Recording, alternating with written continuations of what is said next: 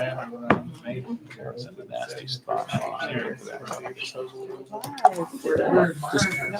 Just step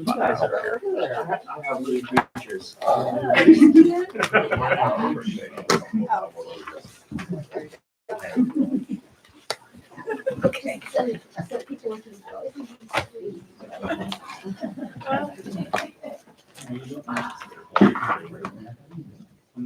Aviation program. You have to say PHSA aviation. So during the caucus, I sent you Article 12. I took a shot at the notice language. And then I just handed you a small change while we were in caucus to the department chair program director's MOU. Just to clarify for the overloads, maximum 2 overload courses, we just added up to maximum 90 contact hours for the health programs to make it a little more clear, since they're not, courses may be a little ambiguous for those. Right. Otherwise, kept it the same. Okay, we'll start with this. We had a lot of discussion about this, This being the MOU. okay. So we had a lot of discussion about this last week and then again this morning. And we have a couple of ideas here.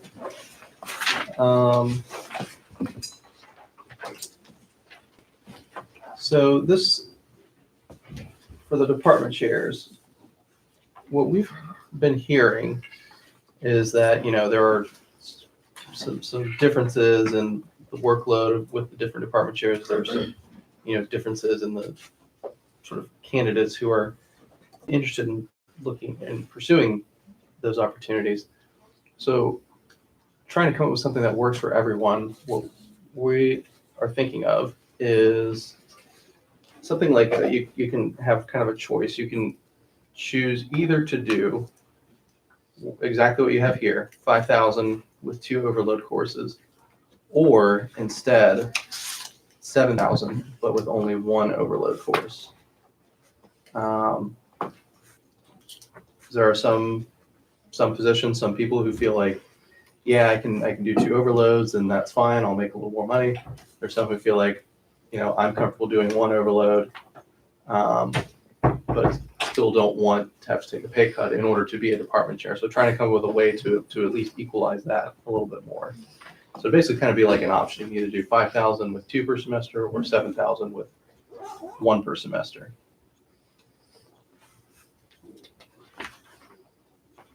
Greg, can you talk a little bit about the notion that they're taking a pay cut? You know, what does that mean? Explain that a little bit. Well, so right now, if you're not a department chair, you can do, how many overloads can you do? 3. 3 overloads. 3. So that would be 10,500, right, over the year. If you were to have, like what we do now, which is 5,000 with 1 overload, that's only 8,500. So in order to be a department chair, you have to forego the 2 overloads per semester, which is more than the $5,000 stipend. Right, but it's a different duty, and there's something to be said about the privilege of being a department chair, right? It's not equitable. So, I mean, they made a choice, right, to be a department chair. No, I get So, that, but I mean, at the end of the day, you know, the privilege and prestige or whatever being a department chair doesn't pay the rent. But they're getting above and beyond a regular faculty member for that $5,000, right? And so to be able to teach additional overloads, then that's the problem we had before. It bleeds into their department chair duties, and it minimizes the efficacy of their role. Right, well, I'm comparing what it used to be the case with what is currently the case, not the MOU necessarily. Used to be the case is you could just do 3 overloads. Right, which is a debacle. That's Which why we, the administration, wanted to Right, remove the entire department chair concept. Dean Thompson? yeah, no disagreement. We won't find any disagreement from us on that.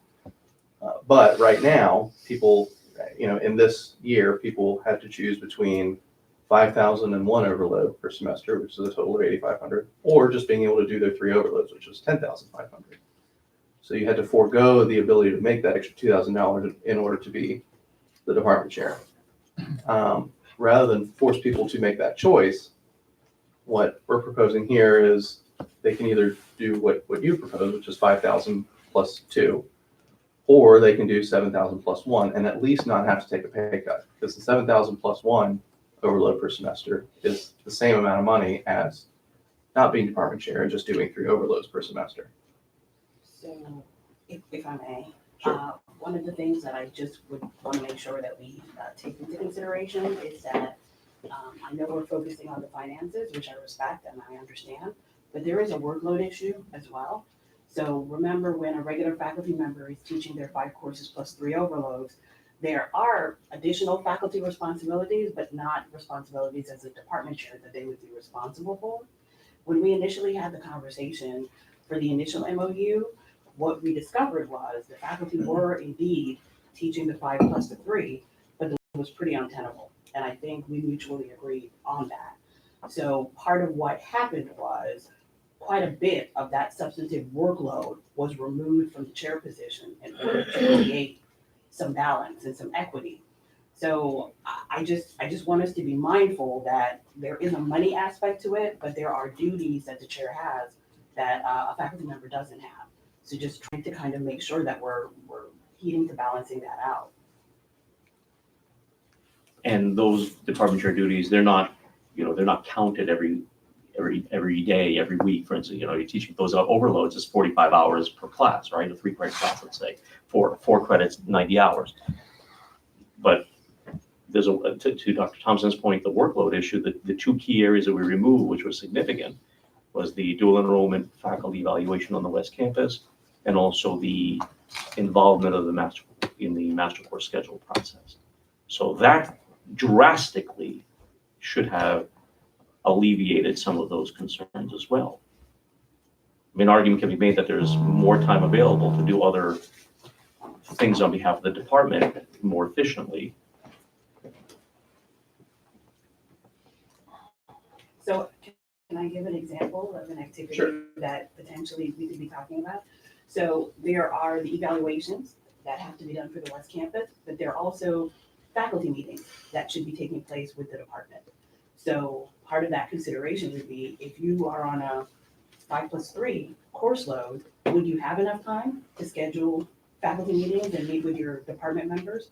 We're not Under proposing. the pressure of We're that? not proposing Not 5 at plus all. 3, not even close. No, No. So, Yeah, nothing that I've heard here at all, I don't think we disagree with. I think that's why we agreed to the previous MOU and why we're looking to agree to another MOU. I think the issue is still that, people have a choice between just being able to teach 3 overloads and not having to do any department chair stuff, or doing department chair stuff. And we just want to make sure that there are options there where no one feels like stepping up to be a department chair puts them in an untenable situation, either due to workload or for financial reasons. What is the option? How does that impact that, though? If the money under these is somewhat equivalent, maybe more with 5 and 2 overloads and 7 and 1 overload? Am I thinking about that right? About Faculty equivalent, member so would- why not just go with 5 and 2 overloads? What's the option at? because of the workload issue. Some Two overloads are not like, guaranteed either. You have to think about these extra pays. They may not be available. So you could have the $5,000 and let's say you can't find those extra pays this semester or next semester, so you have $5,000. Whereas at least if you had $7,000, you got $2,000 more. That's guaranteed money. The extra pays usually are there, but they're not always guaranteed. I've had semesters where my extra pays didn't make. Right. So it's not a guaranteed thing. Right, and I see that point, but for the department chairs, though, it usually is. I don't think we've had any situation where a department chair has not been able to accomplish his or her load and extra pay request. But see, your request, now we're going back to our existing MOU, which is 5 plus 1, 5,000 plus 1. So you're asking to bump up another $30,000 plus 1. So we haven't budgeted that. That's another $30,000 now that we have to put in, right? Because we're basically saying 7,000 for each individual, at $42,000 actually, because right now it's 30, because you're saying 7,000, right now it's 5,000 plus 1, that's our existing MOU. But you're saying one option is bump it up to 7,000 times 6 and keep the 1. Right. So that means we have to $12,000 budget another difference. $42,000. I think it'd be another 12, right? It's just the difference. Increase it 12 if we did it that way. The part there that I'm struggling with a little bit is, let's assume that across the board, the duties of the department chairs are equal, that every department chair, their department chair duties are the same. Let's just make that assumption. So basically, if I chose the 7,000 and one extra pay, I'm really getting paid more money for less work than somebody that's choosing 5,000 and two extra pay. To me, I'm struggling to try to understand how that's equitable. I think the issue is that the assumption is false. It's not. Is what we've heard across the board. The biology chair is much busier than other chairs, not just to single her out, but they're not equal. They're not, and they should have an option to be able to balance that out between what they're able to do and do the job correctly. All right, the others, we talk to people, we talk to faculty, as you do, and we're under the impression we're going to have some trouble getting people to step up to the faculty chair if we don't kind of make some tweaks to this, and that's what we're trying to do. Okay, it's a both things. It's time and it's money. It's time and it's money, and we're just saying let's give the faculty an option if we can do that. Okay, one extra pay class and a little bit more money, or two extra pay classes in the same. We're just asking to give them an option so that variation between duties between different parts of the chairmans can be compensated. All right, so they're not going crazy. And I really do think this will trickle down to better student or outcomes. I think it'll benefit the students because the chairman will be able to have more time to do their job and be more beneficial that way. I do. So that's really what we're looking at. That's not trying to. Yeah, I respect that, but we had, my concern is we had this conversation last year, and that same argument led to the changes that we made this year. And we are optimistic that it has been working, but to Dr. Goolsby's point and my question earlier, when you compare the workload, is it equivalent? I would argue that a chair has more latitude with time constraints than a faculty member teaching 45 hours with preps and teaching and office hours. And 3-class overload a semester is insane. I don't care who does that. I mean, I know there are people who do it, who want to do it. Okay, I wouldn't do it. Okay, but it's an option. Some people want to do that, Stan. plus, again, I get the 12, but we have to budget additional now, the 42. So that's another, we have to talk about it. It's not so for instance, if someone opted for the 7,000 with the one overload, they wouldn't necessarily, I would not take another overload. Even now, that's the 5,000. I have just one overload trying out the hybrid. I will not do that again because I need that time. It's harder to juggle that, who do I need to be answering? What, new thing do I need to create so we have better communication? All these kind of soft things that it's not a box I can just check off on.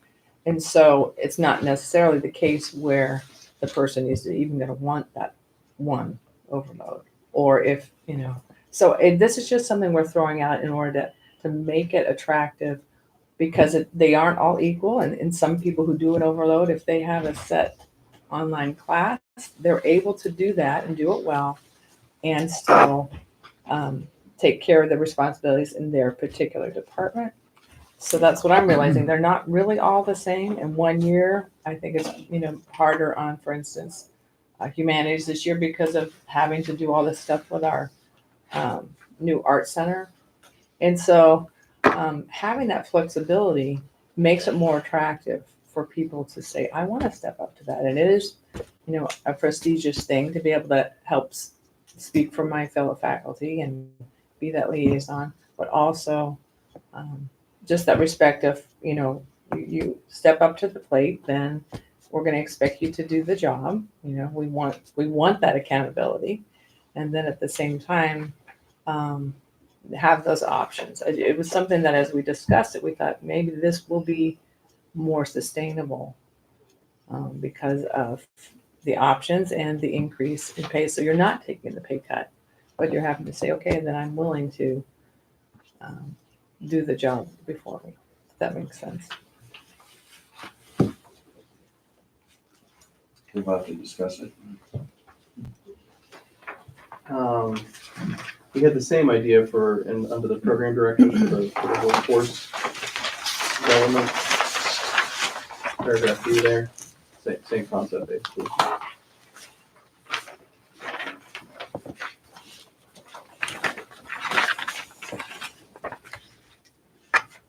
The other thing is, since the sort of consolidation of the duties for the program director for aviation onto one person from two people, we have heard that it would be extraordinarily beneficial if that person could have a course release time to do that. Now, at the same time, we understand it's not exactly easy to find an adjunct who could make a lot of money being a commercial pilot willing to just come in and adjunct a course. But at the same time, we think it would be a nice thing to at least have on paper that if there is someone available to do that, then the program director can get a course release to do that. Because the amount of work associated with that has doubled. The supplement didn't quite double, and it's a ton of work for this person. So that was the only other change we were suggesting for the workforce development part.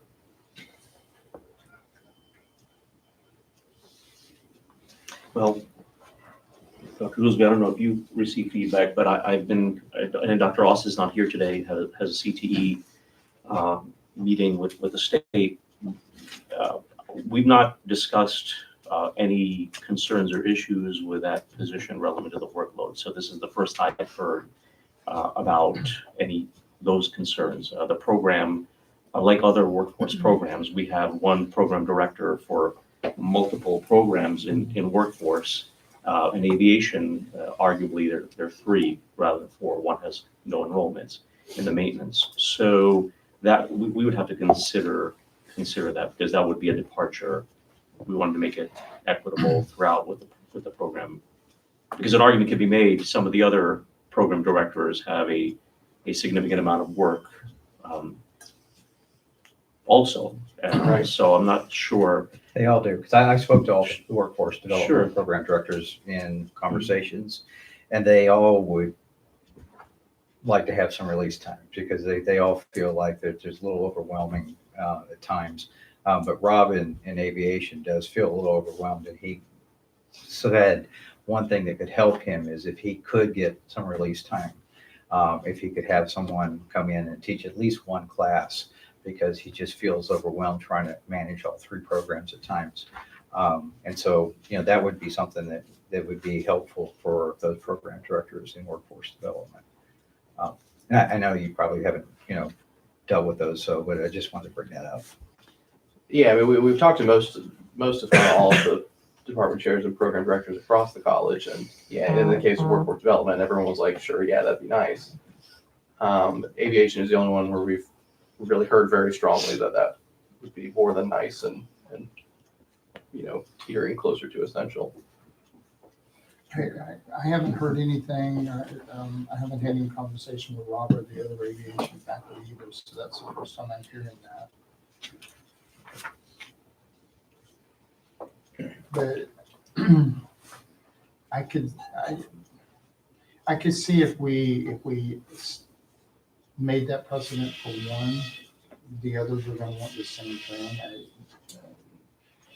And arguably, you could say in some of those disciplines, there's significant responsibilities related to the chair. So I think that's something we need to talk about, because, obviously we all want equity, right? You guys want equity. We want it to be equitable as well. I think we have to talk about that a little bit more.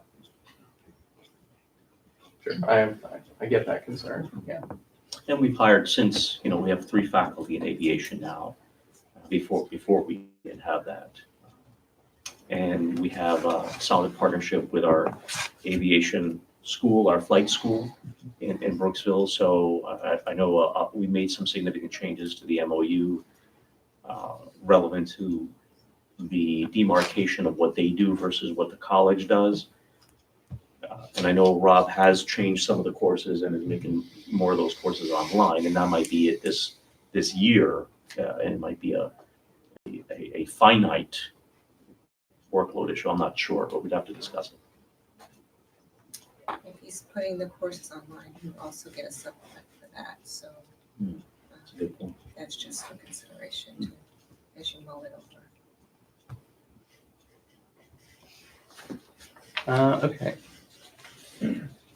So moving on to Division of Nursing and Health Programs, this one was a little more complicated. The first thing we've heard is that these supplements haven't gone up in 20 years. So there's a very strong interest in increasing the supplements. The number that came up most frequently, I think we did talk to everyone in this one. And the number that came up kind of across the board as what would be fairest was 6,000. The other thing, this was, there were some differences here between the different programs. And we have someone here who can correct me if I misspeak any of this, but there's the concern was that prior to the MOU, there was more release time for these program directors. It went down significantly. Now it's come back up some, but for some programs, for a couple of programs, there are concerns that even these amounts don't necessarily jive with standards that are used in accreditation, particularly for dental hygiene. I understand that the standard there is for a 50% release time. I guess would work out to 112.5 contact hours. And then for radiography, that it would need to be a third, which would be 75 contact hours. So what we're proposing basically is supplement of 6,000, 75 contact hour release time, except for dental, which needs 50% or 112.5 contact hours, Which can be Did I split get all that between co-directors. which could be split, right? Dr. Gabbard, do you want to comment and your feedback on that? What I can say is, the dental hygiene does indicate that the majority of their time, the 50%, needs to be looked at. So that I can agree with, we need to visit that. That's something that's never been in place. What I can say about radiography, that is not an accredited program. And there is no additional accreditation responsibility, so that would not be anything that, I would not consider 75-hour reduction for that program, because it is not accredited at all, so.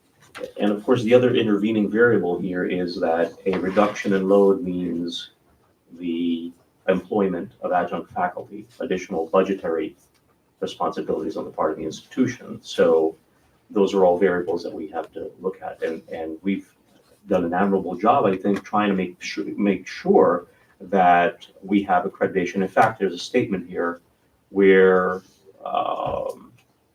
for accreditation release, for nursing and health program accreditation preparation, the dean may approve additional release time with the approval of the vice president. So we've got that stipulation in there already for accreditation purposes. It's not a full-time, an annual situation where these directors are working on accreditation matters.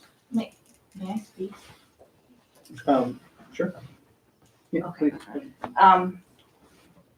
Just to let you know that, for those of you who don't know, I'm Deborah Nestelli. I'm one of the co-directors of the dental programs here at PHSC, and you're correct, Dr. Giannette, we don't work on accreditation every day. We don't. However, it is very clear in our accreditation standards that the program administrator have 50% release time to deal with administrative duties. And we have a up and running dental hygiene clinic here on campus. So we are seeing patients on a daily basis, 4 days a week, which we are very proud of because we do serve the community and provide preventive oral health care for people who cannot afford it because we only charge $25, and that is for anything that they get. So many times, Donna and I split this amount of time, and right now we were getting 33%, which is 75 hours reduction. And we spend at least 5 to 10 hours a week dealing with issues in the clinic, whether it be equipment, whether it be patient issues. So even though we're not working on accreditation issues all the time, we are dealing with other issues that as an administrator, we need to deal with.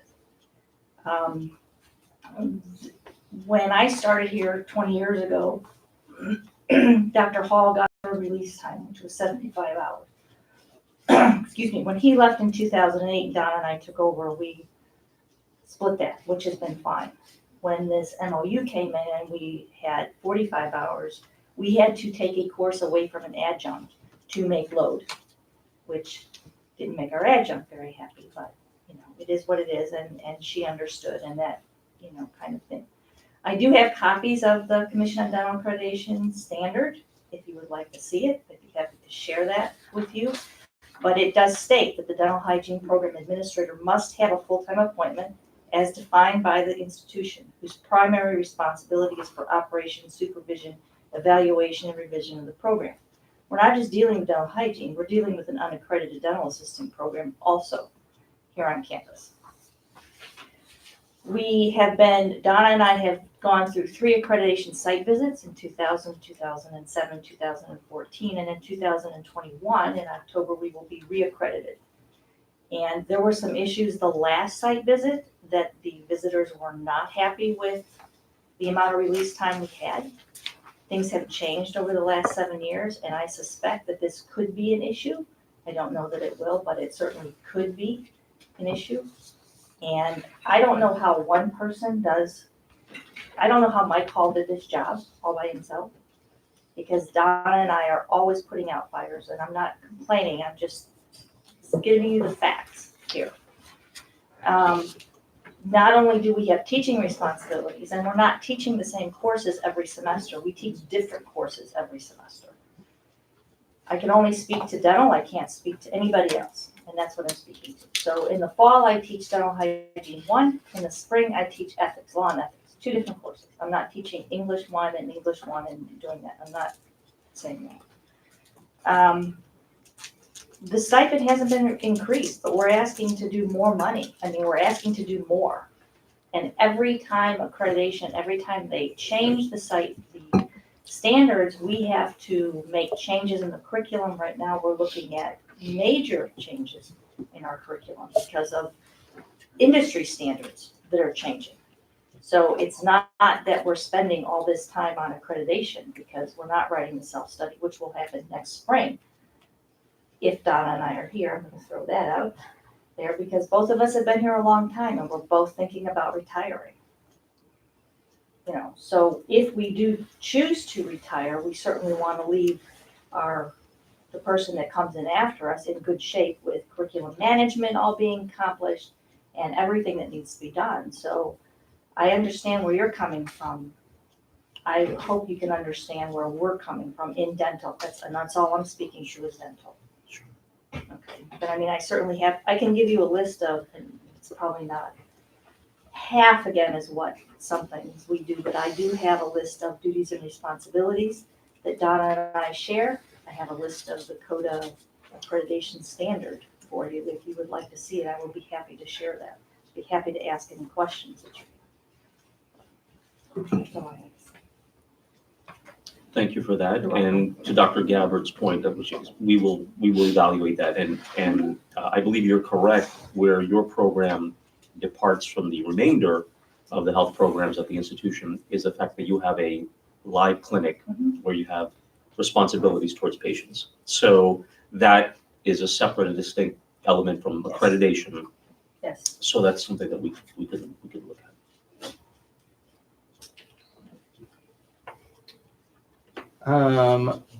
the other thing on your bullet point 4, just talking to the people we had in the room who have been program directors, chairs, either currently or in the past, there wasn't a sense that allowing chairs and directors to teach what other faculty teach during the summer would be a real imposition on their time or their ability to do the job. During fall and spring, there's a lot more going on, and it's reasonable to restrict those overload courses, but during the summer there wasn't a sense that was going to necessarily be helpful or necessary.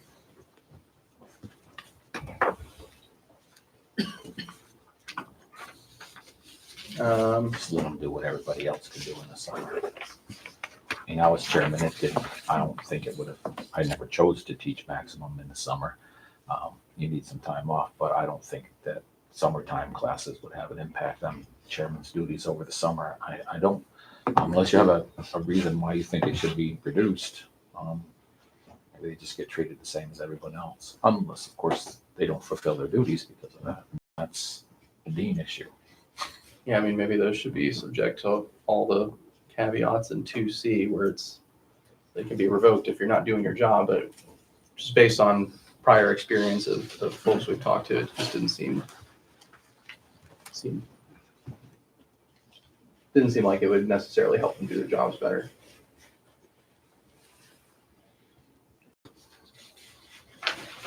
I think that's it though. Those are the only suggestions and comments we had on that.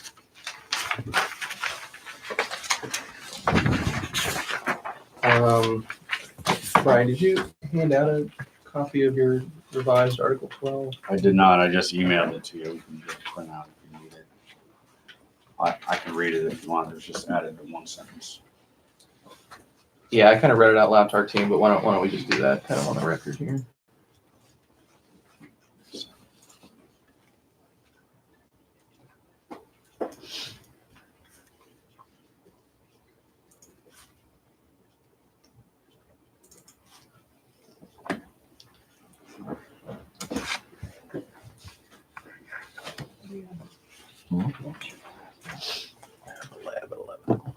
So the proposal I sent you earlier is the same as the proposal that we circulated first thing in the morning, with the exception of I added the sentence in the general provisions section, which is section 1G1. Sentence reads, the candidate for continuing contract will be notified in writing when the recommendation regarding continuing contract status is lodged with the District Board of Trustees. That's all I added, and then that bumped what was subsection 1 of that section down to 2, which is the 10-day notice once it's approved by the District Board. Right. So I think we don't have any issue with that sentence per se, but I think part of what we're looking for here is sort of like a time certain by when that will happen. So what we had put in our proposal draft was essentially that happened by the last day of classes in the preceding semester. So maybe that's just a comma, no later than, or something like that. I'm fine with this language. I think we just wanted to make sure that we had kind of nailed down the point by which that happens. You guys would have to speak to that. My only concern with those kinds of things is whether it's workable, whether that's what happens in reality. I don't know if that's already done.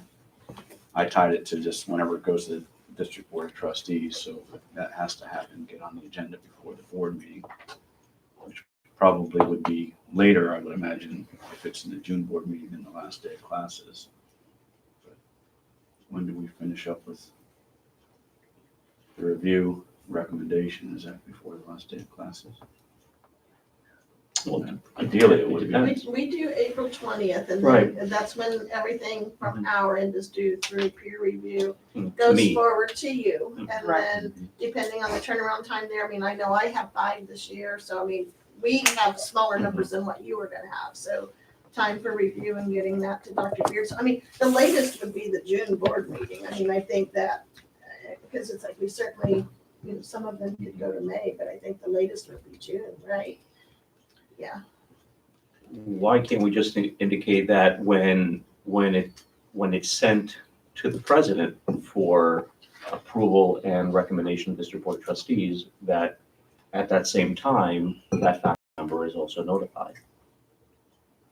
I think we're okay with that sort of being the process. Mhm. I think it's just, again, it's just like, can we put any sort of precision on when that happens? But it happens, I have a thought, maybe we just say to be on the safe side, so that we're in compliance with all timelines, that all continuing contract recommendations will be submitted to the June board meeting, and everyone knows, so. but you want the individual faculty member to get official notification Right, we don't- directly from the administrator Right, of we when don't that's want them happening, to be rather than wondering. blanket. Yeah. Right. Yeah, and I'm just thinking if for the dean's deadline to have everything wrapped up and forwarded to Dr. Giannette in this case, by April the 20th, and the semester ends essentially 10 days later, dependent upon several different variables that may be going on with Dr. Giannette's work schedule, of how many of them he has to review, it's conceivable that by the end of the semester, he may not even be done with the review and have sent everything forward. For just thinking about that, I don't know that we could say by the end of the spring semester.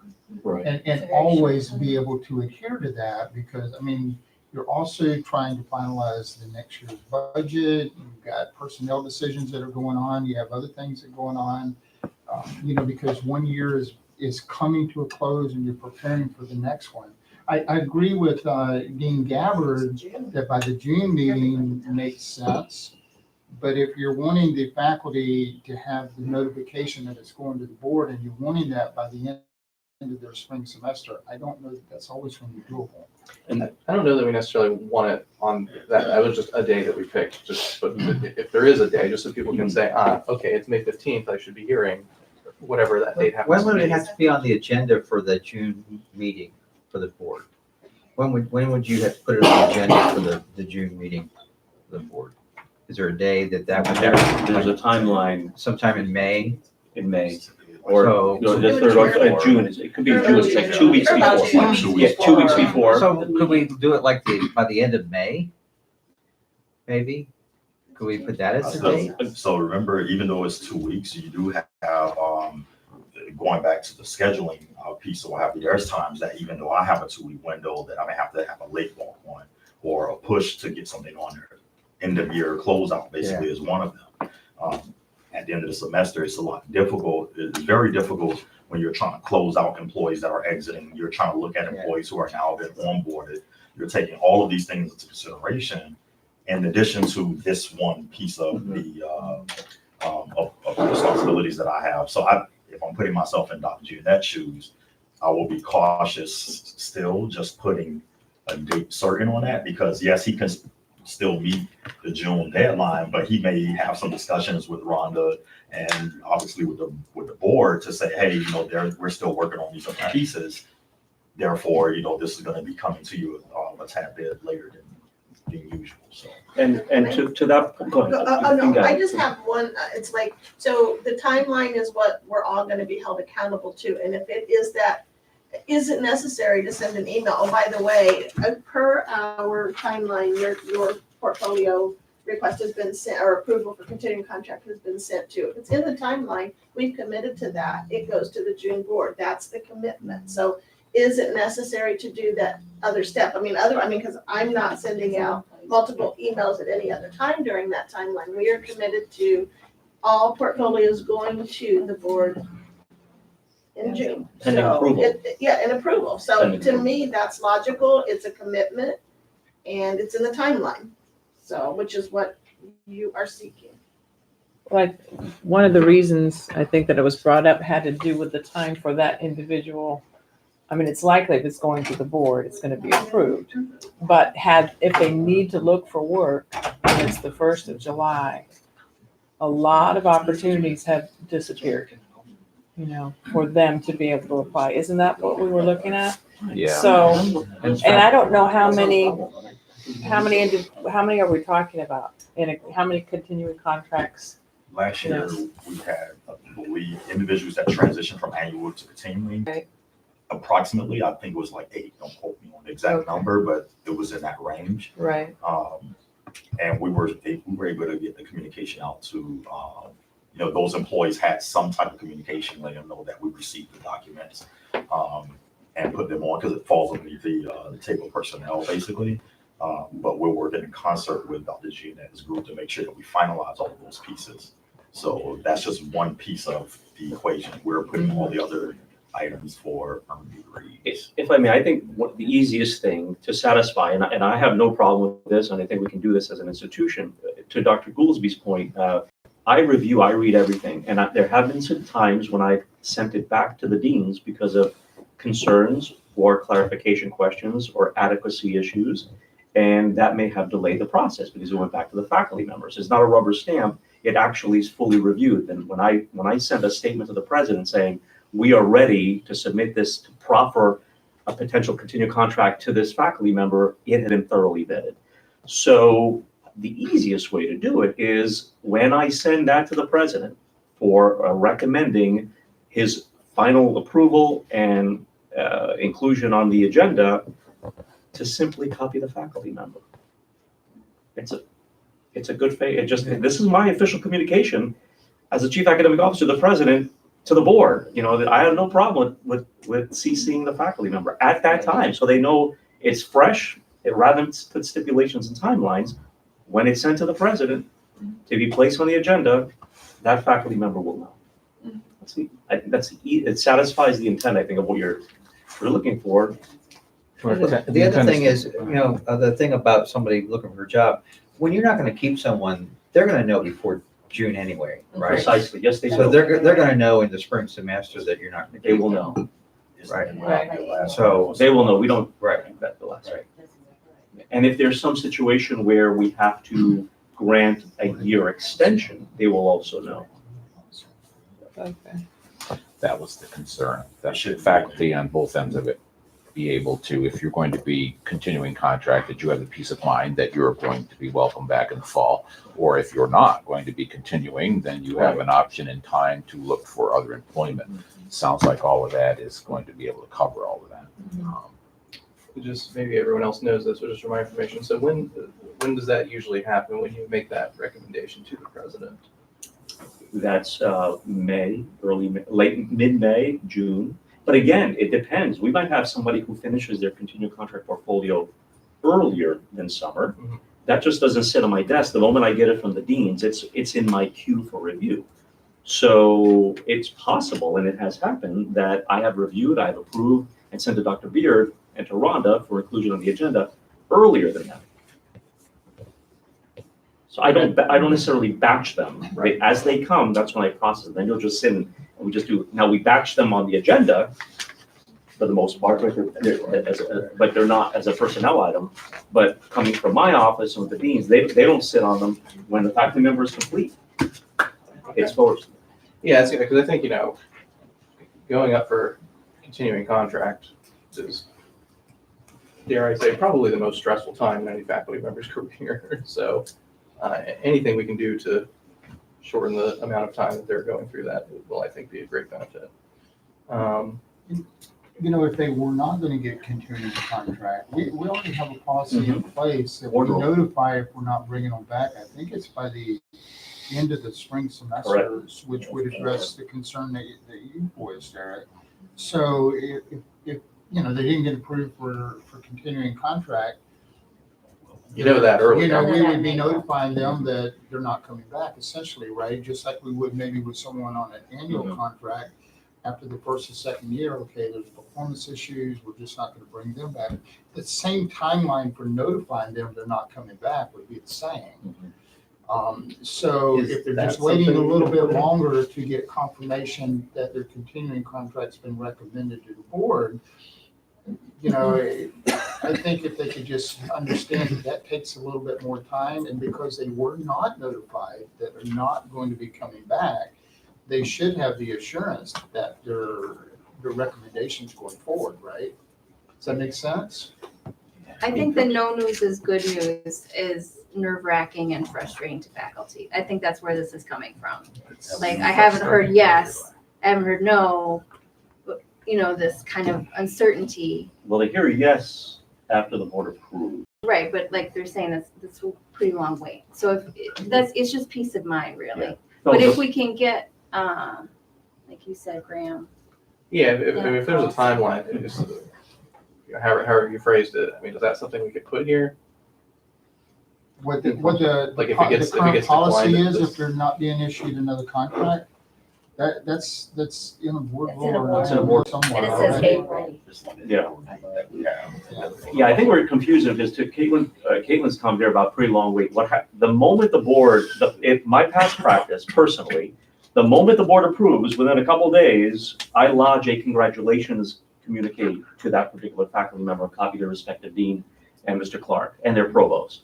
So there isn't a long wait after the fact. You're my talking about, understanding was that there was a semester where that did not occur. there was a year, Yes, several years year. ago, where there was a semester where that did not occur because there was a change in process. It used to be that those formal letters were submitted by the Office of Human Resources Okay. on behalf of the president. For some reason, systemically, that did not happen that year. And so So, we're trying to avoid that issue. but since then, 2 years later, that was a one-time situation, Okay, right? yeah. That's, and I personally am doing this as well. And I think I've articulated this before with the contracts with last year or this current year being my first full year in the academic year. One of the items that I noted that I was made aware of is that my predecessor was the only one that was performing the contracts at the beginning of the year. Me coming in for the beginning of this academic year, I was thinking that my existing staff had some understanding about how that process was handled, and that was not the case. And to their credit, it was actually faculty members that came in and said, "Hey, just FYI, we're looking for our contracts. So notice we haven't gotten them yet." At which point, I went in and put a process in play to make sure that doesn't happen again. So it's not an issue of the faculty members or even with administrators, because nobody got the contracts timely during this academic year. However, when we come up to this upcoming academic year, that process is already ironclad and documented amongst my staff. So I'm not the only one moving forward that knows how that process is going to take place. So that was, I'll have to chalk that up to being an outlier, not really the norm moving forward. It was just a matter of no one else knew how to do that process, and that was brain drain with one individual Right. retiring. I think it was a different issue that I was thinking about, not this last year, it was Gotcha. 2 or 3 years ago, Right. the About 3 years continuing contract, yeah, we're not, of the board decision. I just wanted to add as well to the conversation that, bear in mind that the changes to the continuing contract process that we included, the deans and I collaborated, the three of us collaborated, and one of the things that we talked about was not kind of pushing everything to that last year of continuing contract. So you'll notice it's stretched out now because the intent is Right. that you are having ongoing conversations with your faculty every year of the 5-year process leading up to continuing contract. So again, we're making corrections and adjustments in a timely fashion instead of kind of in this window, folks are panicked and nervous and what's gonna happen. I think the intent is to get away from that so that we're having ongoing discussions and making corrections so that by the time we get to the end of the process, there's not this feeling of, Right, you've got a pretty good idea of what's going on the whole. That's correct. And correct. to what Dr. Thompson is speaking on, I've run reports and have some of those discussions with the deans because they're identifying those individuals well before their final year, so that they're saying, okay, who's eligible, who's coming up to their eligibility, and they've been working with them well in advance before, so there's no surprises. Okay, yeah, well, that's good, we just want to ensure that. Okay, so I kind of like what you mentioned earlier, copy the faculty member on your recommendation. Are there maybe other communications that it would be helpful to copy faculty members on? Would a committee send something your way or something like that? Well, the deans already copy the faculty member, if I'm not mistaken, when they're sending the portfolio to me. So the faculty member knows that the portfolio has officially been, the process formally has begun post dean's review. Mhm. So that already's happened. Okay. Because I get when On I'm, those, it's sent to yes. me, I see that faculty member's name in that email. Correct. So they get notification when the committee has been set up, Mhm. because they get to vote one of the committee members. So they're aware when the committee is set up and when the committee goes into review, and then they get communicated to when the review is complete and it has been forwarded to Dr. Janet's office. You know, I really appreciate this focus on due diligence, but I'll be quite frank. We've had faculty members that have shown absolutely no interest in their continuing contract portfolio process, which is absolutely mystifying. You know, if continuing contract is that stressful, critically important for our faculty, which it should be, we have had record, and it's not just one person, there's actually a theme of faculty members who have waited till the last minute, who have done substandard work towards their portfolio process, quite frankly, and have shown that they had absolutely no interest in engaging in this process. So whatever you can do to help articulate the importance of this, because I mean, you're showing how the gravity of it, but the reality on the front lines, on the street, is not the way it's being presented. So I just want to make sure that you're all clear about that. From the administration perspective, we've had consternation about this cannot be indicative of the caliber of our faculty, that you have no interest until the very last semester. And then there's incessant focus to the dean about what's the status of my continuing contract. For 5 years, there's been death by silence. It's just unacceptable. So we're committed to changing that. But I hope that you're going to also help share with the faculty members that there's a major responsibility in this collaboration. You know, I think that's a fair ask. Yeah, which is why you're having it now with the nice timeline and the Mhm. table and the expectation on everyone's side. So it is clear, so you can't say, I didn't know. Can't even imagine the Or, faculty being that cavalier You know, about so we're all happy to have that, for sure. neither could we. That's the head scratcher. Going around with some language here, what if we change that language I read, instead of saying, we'll give you notice when we lodge it with the board? Something just like the candidate for continuing contract will be notified in writing when the executive vice president, chief academic officer, college provost provides the recommendation regarding continuing contract status to the president for consideration by the district board of trustees. So in other words, when he sends it to the president, you get copied on it. That would be some lead time before it ends up before the board. Right. Yeah, I think that would be definitely be helpful. Maybe if we're faculty already get copied on Dean to Dr. Giannette, is there any reason not to throw that in there also, just so people will look at this and say, oh, okay, I'll get notified of this, I'll get notified of this. We'll have, when it comes to you, have them copied on that, and so that they get copied on each step is what you're talking about. Do you have any It's fine. problem? The deans can do it. I You do it it's anyway. fine. Yeah, I'm It's fine. Yeah. All right. Okay, well, let me check with my team. Is that something that we'll be happy with, or do we need to talk a couple more minutes about it, or? I'm okay with that. That's sufficient I think notification. that's sufficient. Can we also get the current policy if you're not gonna get a contract? That you'll be notified, whatever the current policy is now, in the contract? Oh, the one Dr. Goolsby was talking about? Yeah. You want the To board actually to have that forward it. language embedded in this? Yeah. Well, I don't know if necessarily the entire rule needs to be there, but it's just Yeah. if you're not being recommended, you're notified. When the dean recommends to Dr. Giannette, you're notified. So I can't remember the whole title.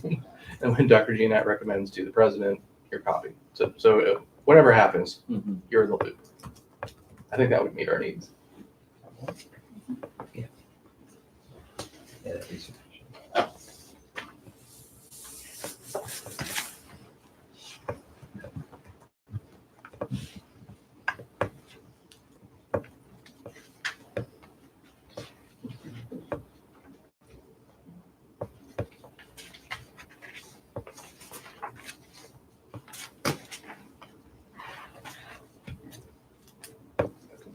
Show me the board rule. All right, was there anything else? Not right now. I think we'll, if you want to take a break and work on that. Yeah, let's talk about the department chair, program director MOU. I'll work on some language on this issue. I'll shoot you an email with what we come up with on that. And, see where we go. Great. All right. You want to come get us when you're done or just show up? Okay.